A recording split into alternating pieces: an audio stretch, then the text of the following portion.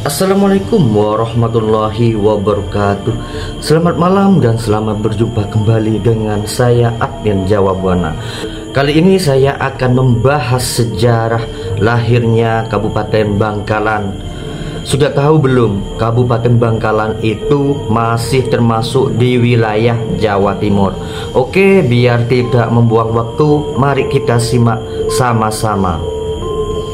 Sejarah singkat asal muasal Bangkalan. Asal usul nama dan sejarah Bangkalan diangkat dari tewasnya sang pemberontak. Bangkalan merupakan kabupaten yang berada di Pulau Madura, Provinsi Jawa Timur. Lokasinya terletak di ujung barat sehingga berbatasan langsung dengan Laut Jawa. Sama seperti seluruh wilayah pada umumnya, Kabupaten Bangkalan juga memiliki asal-usul nama dan sejarahnya tersendiri. Dilansir dari laman resmi Kabupaten Bangkalan, Bangkalan berasal dari kata bangkah yang artinya mati sudah. Istilah ini diambil dari cerita legenda tewasnya pemberontak sakti Ki Lesap di Madura Barat. Awalnya ia tak pernah tahu bahwa ia adalah keturunan pengembahan Cakraningrat, hingga akhirnya sang ibu pun memberitahu Lesap tentang identitas ayahnya. Lesap muda yang suka bertapa ini suatu hari bertemu di Gunung Geger, wilayah Bangkalan, dalam waktu yang cukup lama. Lesap muda yang suka bertapa ini suatu hari bertapa di Gunung Geger, wilayah Bangkalan, dalam waktu yang cukup lama. Setelah bertapa, dia lalu memiliki kemampuan untuk menyembuhkan segala macam penyakit. Kemudian oleh raja yang ada di Pulau Madura, Lesap dipanggil dan diperbolehkan untuk tinggal di sebuah rumah di desa Pejangan dan menjadi ahli pengobatan di sana. Beberapa waktu berlalu, Ki Lesap lalu berambisi untuk memegang pemerintahan di Pulau Madura dengan melakukan pemberontakan. Kesaktian Ki Lesap membuatnya mampu menguasai kerajaan Sumenep dan kemudian disusul ke Pamekasan. Pada perebutan kerajaan Pamekasan ini, Ki Lesap berhadapan dengan sang menantu Raja Aryo Adikoro IV bernama Cakraningrat V.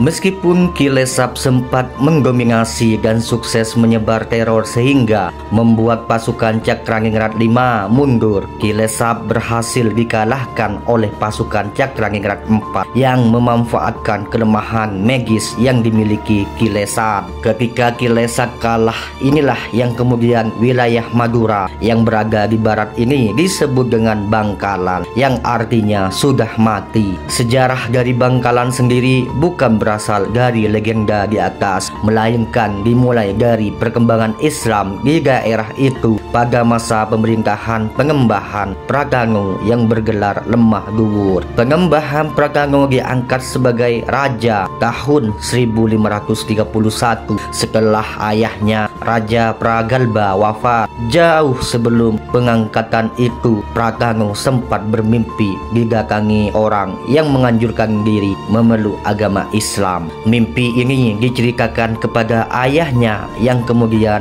memerintahkan Pati Empu Bageno untuk mempelajari Islam di Kudus. Perintah ini dilaksanakan sebaik-baiknya. Bahkan Bageno bersedia masuk Islam sesuai saran Sunan Kudus sebelum menjadi santrinya selama beberapa waktu lamanya. Ia kembali ke Arosbaya dengan ilmu keislamannya dan memperkenalkannya kepada Pangeran Pragango. Setelah itu, Pengembahan Pragango mulai masuk Islam dari ajaran Empu Bageno. Ia kemudian menyebarkan agama itu ke seluruh warga Arosbaya. Namun ayahnya justru tidak tertarik untuk masuk Islam. Perkembangan Islam itulah yang dianut oleh pimpinan di Kabupaten Bangkalan ketika akan menentukan hari jadi kota Bangkalan. Madura kental dengan nuansa Islami. Namun jauh sebelum Islam menyebar di Pulau Garam, agama mayoritas yaitu Hindu-Buddha. Dengan demikian, banyak ditemukan situs-situs bersejarah yang berkaitan dengan Hindu-Buddha di Madura. Salah satunya Arca. Namun Islam mulai masuk dan menjadi agama mayoritas pada masa kepemimpinan Raden Prakango sebagai Raja Madura Barat. Kemudian diikuti oleh dua penguasa lainnya di Madura, yaitu raja yang memimpin Pamekasan dan Sumenep. Ketua Paguyuban Kesultanan Bangkalan Abdul Hamid Mustari menyatakan cikal bakal berdirinya Kerajaan Madura Barat dimulai pada abad ke-15, yaitu diawali dengan perjalanan seorang bernama Ki Demong yang berasal dari daerah Sampang. Dalam sejarahnya, Ki Demong berkelana ke Madura bagian barat. Setiba di daerah desa Pelakaran, kecamatan Arosbaya, Ki Demong bertemu dan menikah dengan Nyai Sumekar. Dari pernikahannya dikaruniai 5 anak, salah satunya bernama Pragalba atau yang lebih dikenal dengan sebutan Pangeran Islam Onggu. Sampai di sini ada kesimpang siuran sejarah, sebab Ki Demong sebenarnya beragama Islam. Karena dia berdakwah, dia dimakamkan bukan dibakar. Sementara anaknya Raden Pragalba tercatat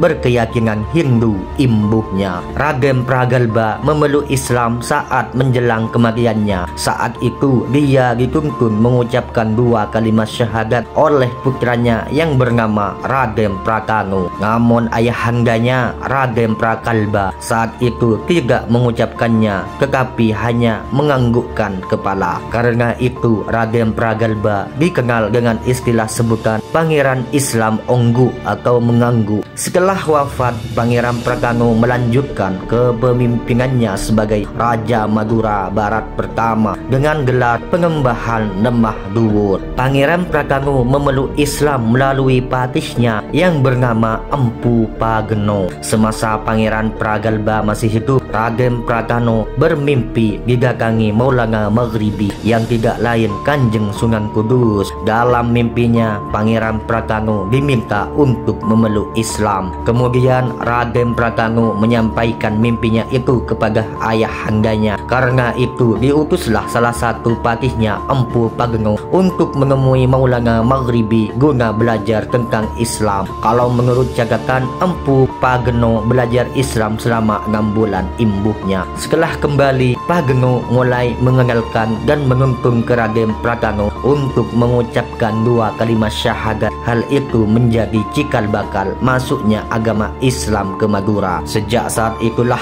Islam menjadi agama yang banyak dianut warga Madura. Bahkan 2 raja yang memimpin Madura juga turut memeluk Islam, yaitu kerajaan di Pamekasan dan Sumenep. Kerajaan Madura Barat bisa dengan mudah mempengaruhi masyarakat dan raja-raja di Madura, sebab saat itu Madura Barat menjadi panutan dan disegani. Oke, itulah kisah asal muasal Kabupaten Bangkalan yang ada di Madura. Mimin ucapkan terima kasih karena sudah menonton dari awal sampai akhir. Sampai berjumpa kembali dalam video Mimin selanjutnya. Assalamualaikum warahmatullahi wabarakatuh. Salam Rahayu.